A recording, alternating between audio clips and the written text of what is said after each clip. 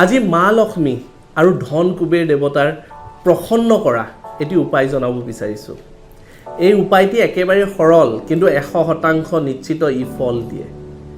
আপোনালোকে সৰু তামৰ কলহ এটি ঘৰলৈ ক্ৰয় কৰি লৈ আহিব।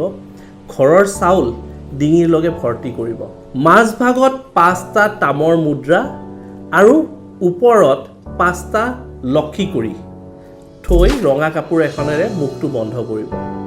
মুখটো বন্ধ কৰাৰ কাৰণে যিডাল সূতা ব্যৱহাৰ কৰিব সেইডালেৰে 7 পাক দিব আৰু আপোনালোকে এই কলটি যিকোনো এটা পূৰ্ণিমাৰ দিনাখন আপোনালোকে আপোনালোকৰ ঘৰত নাইবা ব্যৱসায় স্থানৰ পূজাৰ স্থানত আপোনালোকে স্থাপন কৰিব পাৰে। এইখিনিতে সুখেৰে জনাব বিচাৰিছোঁ, যদিহে আপোনালোকে বিশেষ বিধিপূৰ্বক তৈয়াৰ কৰা 21 বিধ বিশেষ সামগ্ৰীৰে তৈয়াৰ কৰা মা লক্ষ্মী আৰু কুবেৰ ধনপত্লী যদি ক্ৰয় কৰিব বিচাৰিছে, আমাৰ তলত দিয়া নম্বৰত আপোনালোকে যোগাযোগ কৰিব পাৰে।